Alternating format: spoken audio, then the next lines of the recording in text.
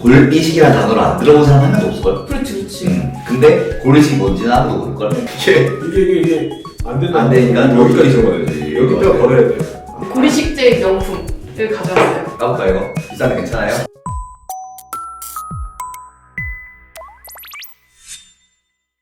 안녕하세요. 치과의사 친구들의 친근한 치과 이야기 덴탈 프렌즈입니다. 자, 오늘은 뭘 가지고 나오셨죠? 오늘은 잇몸 뼈에 대한 이야기를 좀 하려고 하는데요. 우리가 씹는 역할을 하는 어금니, 뭐 앞니도 마찬가지고 뭐 심미적으로 보이는 것도 있으니까 이런 치아들은 뽑았을 때 임플란트나 어떤 뭔가 자연치아 대치할 치료들이 필요하거든요. 그래서 이제 과잉치, 유치 이런 치아가 아닌 치아들은 뽑았을 때 어떤 잇몸 뼈에 대한 관리가 좀 필요합니다. 그래도 어느 정도는 이제 자연 치료가 일어난다. 근데 이제 어떻게 치료할지가 그 잇몸 뼈를 추가적으로 우리가 잇몸 뼈 이식을 하거나 어떻게 할지를 결정하게 되는 거예요. 그렇죠. 맞아요. 그 연구치를 손상돼서 발치하게 됐을 때 여러 이제 대치하는 방법이 있잖아요. 옛날 방식은 뭐 브릿지나 틀니 같은 방식이 있는데 브릿지는 옆에 있는 치아 두 개를 이제 씌워서 엮어야 되니까 오래 쓰지 못할 때도 있어요. 치아가 이제 똑바로 솟아있으면 하면 좀 기울어져 있거나 이런 축이 안 좋고 이러면 음식도 좀 많이 끼고 일단 옆에 치아를 깎는다는 것 자체가 좀 손상되니까 하나씩 수복하는 게 사실은 가장 좋은 것 같아요. 제 생각에는. 그렇죠. 임플란트는 이제 없던 치아를 1대1로 대체를 하는 거고요. 브릿지는 가운데 치아를 예를 들어서 뽑게 됐을 때 양옆을 희생해서 가운데를 메꿔주는 치료 방식이라고 보면 되는 거예요. 남아있는 치아의 지지를 얻으면서 이제 수복을 하는 거고, 임플란트는 치아를 잃어버린 그 치아 하나를 그대로 대체를 하는 때가 많으니까 그 당시 처음 나왔을 때는 되게 획기적인 방법이었죠. 일 뽑게 된 이유도 진짜 여러 가지가 있는데 잇몸 위치나 아니면 뼈의 상태에 따라서 임플란트를 할 때 뼈 이식이 필요한지에 대해서 지금 저희가 결정을 해야 되는 거잖아요. 사실 그거에 대해서 한번 이야기해보는 게 좋을 것 같아서 저희가 준비를 해봤고요. 그래서 오늘은 발치한 치아 부위에 뼈가 이제 어떻게 낫는지, 다시 어느 정도 생기고, 그리고 좀 없을 때는 우리가 그 어떤 방법이 없는지, 오늘 가져온 건 골 이식 재료를 가져왔거든요. 그래서 이제 그런 수술에 대해서 알아보고, 사실은 그 요즘 임플란트 하면 고리식 하시는 분들이 너무 많잖아요. 어떤 뭐 보험사 같은 데서는 고리식을 해야지 그 보험 비용을 주기도 하고, 그래서 고리식에 대해서 관심도 조금 많으실 것 같고, 근데 뭔지 모를 것 같아요. 사실 골이식에 대해서 임플란트 하는 사람 중에서 골이식이라는 단어를 안 들어본 사람 한 명도 없을걸? 그렇지. 근데 골이식이 뭔지는 아무도 모를걸? 그래서 이제 오늘은 뼈이식 재료를 가지고 왔고요. 뼈이식이 어떻게 이루어지는 건지, 왜 하는 건지 한번 짚어보려고 합니다. 뼈이식을 하지 않았을 때, 그냥 이를 뽑게 됐을 때, 안 뽑으면 좋겠지만 그냥 가만히 뒀을 때 어떻게 치료되는지, 그 다음에 뼈이식을 했을 때 어떻게 되는지, 그렇죠. 큰 차이가 없을 수도 있는데 차이가 나는 경우도 있습니다. 어떤 경우에 그런지 영상으로 만나볼게요. 이거 빠져요. 아랫니네요. 영상상에서 아랫니, 아래 앞니. 이걸 발치와라고 하거든요. 치아가 뽑아서 뿌리가 있던 자리, 이걸 발치와. 뼈 그릇이에요, 뼈 그릇. 여기에 이제 피가 차서 이게 피떡이 되겠죠. 혈병이라고 하는데 피떡이 되고 있어요. 피떡이 이렇게 뭉쳐서 이거를 통해서 이제 뼈가 되는 거거든요. 연조직이 지금 덮였어요. 연조직이 덮여가지고 그리고 이제 뼈가 이제 만들어지기 시작하죠. 네, 근데 이제 이렇게 가만히 뒀을 때 줄어들었어요. 네, 보통은 3개월에서 6개월 이상 지났을 때 이 흡수가 일어나기 시작하거든요. 이걸 뼈 흡수라고 저희가 많이 표현하는데 뼈가 녹았다라는 말을 많이 들어보셨을 거예요. 혈병이 외형을 좀 유지해주면 좋은데 어느 정도는 유지하겠지만은 이제 장기간 시간이 지나면 이런 식으로 주로 어금니 쪽에서는 볼 바깥쪽이 이게 많이 내려가요. 뼈가 더 얇거든요. 이제 브릿지 했는데 조금 그렇죠. 이거는 이제 아래 그쵸. 브릿지 했을 때 잇몸뼈가 없으면 안 익어. 나중에 이제 잇몸뼈가 병해서 음식도 끼고. 그래서 이제 변화가 좀 많이 일어나고 더 이상 일어나지 않을 때 이제 그 시기에 맞춰서 브릿지를 하고요. 브릿지 치료를 실제로 할 때는. 그래서 이렇게 녹은 잇몸뼈에다가 바깥쪽 뼈가 좀 불충분하게 임플란트가 들어갔을 때는 앞니 쪽에서는 이렇게 좀 잘 보인다. 예뻐 보이지 않게 만료가 되기도 하고요. 어금니 쪽에서는 이제 음식물이 좀 끼게 만들어 버릴 수도 있어요. 이번에는 뼈 이식하는 걸 한번 볼게요. 뽑자마자 네, 이식제가 이렇게 들어가요. 실감나네. 이거 되게. 비슷하게 생겨나요. 네네네. 그래서 4개월, 6개월 동안 이렇게 좀 외형을 좀 유지하는 형태로 뼈가 재형성이 됐다라는 것을 여기서 볼 수 있었습니다. 이를 뺀 자리에 아까 보시면 피가 차오르고 피떡이 좀 생기잖아요. 혈병이라고 하는데 근데 이 혈병이 이제 빠져버리면 뼈가 잘 안 생기는 거예요. 유지가 일단 잘 되는 게 관건이에요. 뭐 드라이 소켓 같은 것도 있잖아요. 막 너무 막 그쵸. 여기다 신경 써가지고 그래서 이 혈명이 되게 중요합니다 생각보다. 그쵸. 이걸 막 맞아요. 닦아내려고 하고 막 소독하려고 하고 너무 심하게 그러시면 오히려 치유를 방해하는 게 그치, 이런 그치. 이유거든요.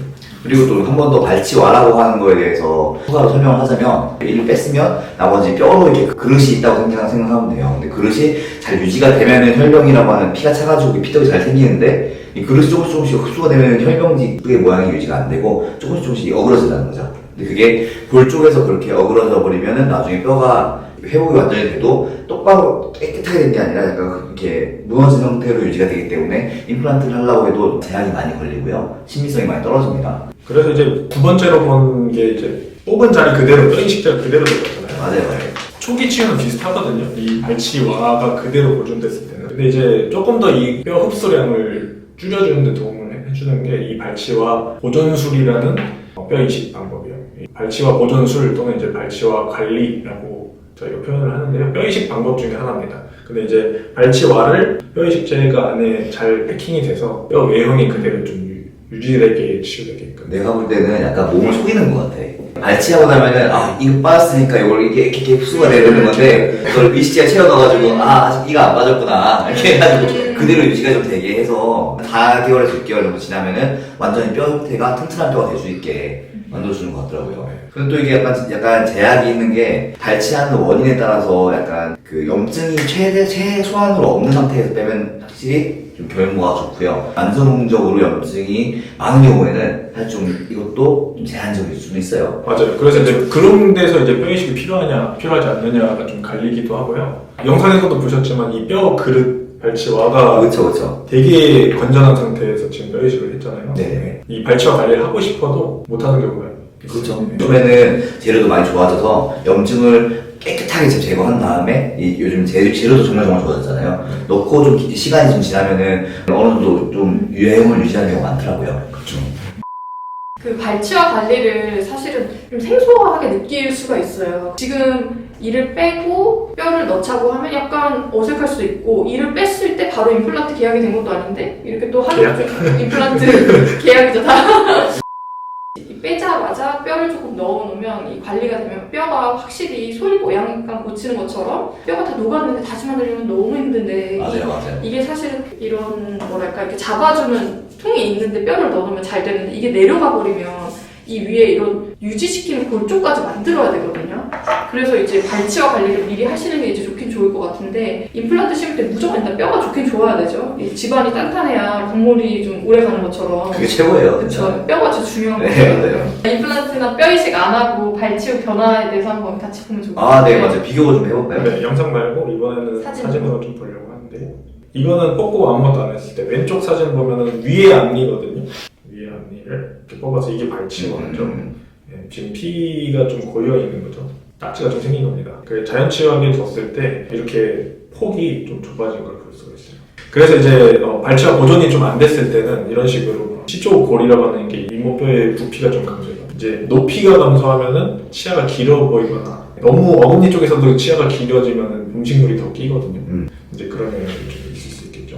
그러면은 발치와 보존이 잘 됐을 때 오늘 제가 이 그림을 좀 제공받았는데 발치와 보존술, 뭐 치조능 보존술이라고 해서 뭐 구체적인 용어를 써놓긴 했는데 여기다 이제 뼈 이식을 했을 때 이렇게 뽑고 나서 6개월 정도 지났을 때 두피가 충분했다. 근데 이렇게 해놓고도 임플란트가 뭐 안 들어가거나 어떤 조치가 안 취해지면 장기적으로 보면 다시 또 맞아요. 장기적으로 보면 돼요. 이를 뽑게 됐을 때 당장 어떻게 처리를 할지, 어떻게 치료를 할지 어느 정도 충분히 상담을 해야 되는 게 필요합니다.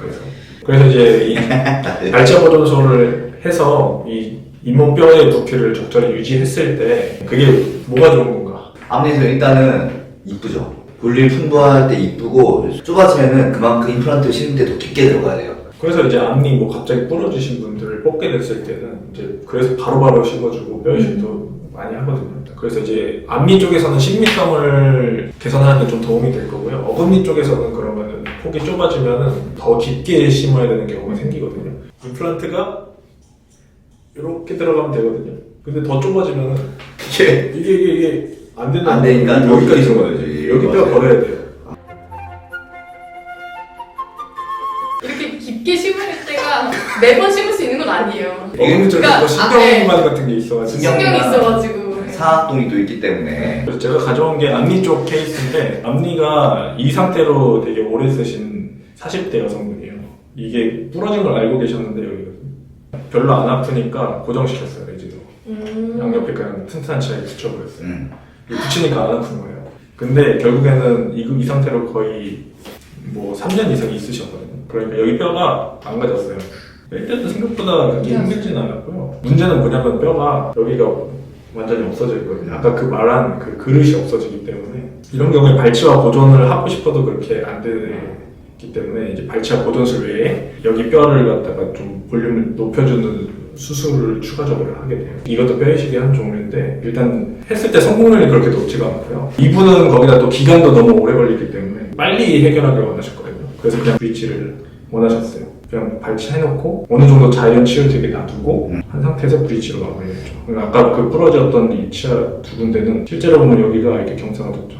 이게 굴곡이 그러면은 이렇게 실제로는 이렇게 돼 있어요. 뼈가 원래 이렇게 되죠. 네, 여기 그냥 이렇게 되죠.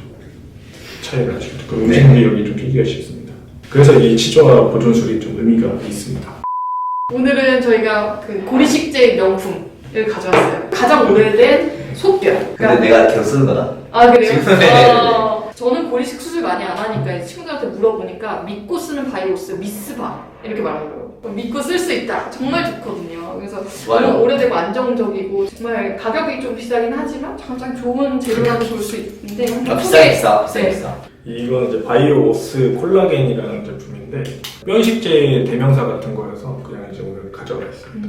기존 바이오오스의 콜라겐이 또 첨가된 거죠? 네. 콜라겐은 어떤 역할을 하는 거예요? 이제 뼈 이식제가 약간 바스락 가루 같은 거거든요. 결국에는 콜라겐을 통해서 아까 그 혈병을 유지한다고 했잖아요. 혈병을 유지하는 것처럼 외형을 유지하는 데 도움을 주고요. 콜라겐이 약간 뭉치는 역할을 해주거든요. 그래 잇몸 살이 이제 빨리 자라 들어가면은 뼈가 차오를 공간을 얘가 잡아먹어버려요.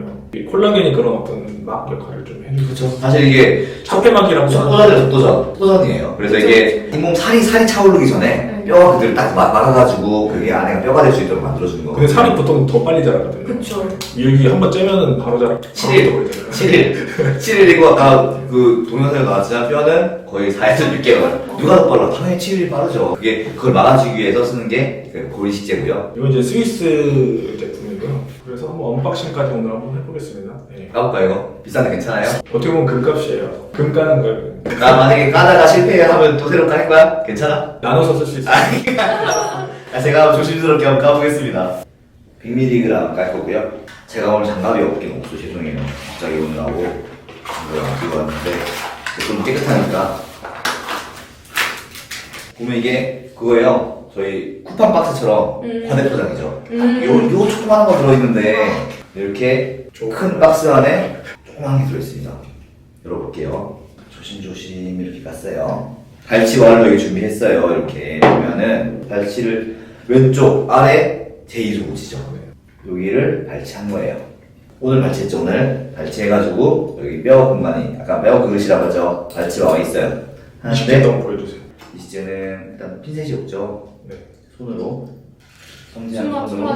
네, 섬세한 손으로. 절대 저렇게 만지면 안 됩니다. 절대 안 돼요. 저희는 소독된 장갑으로 소독된 멸균된 기구를 사용해서 하는 거죠. 이렇게 해서 네모난 그 각설탕 같은 생긴 거고요. 그냥 손으로 만졌을 때는 약간 굳은 스티로폼 같은 느낌? 그런 느낌이에요. 그래서 사실 이렇게 저희가 적용을 어떻게 시키느냐 보면 여기서 안 들어가죠. 안 들어가면 저희가 가위로 잘라요. 가위로 잘라는데 가위가 없으니까 일단은 저희가 이렇게 해서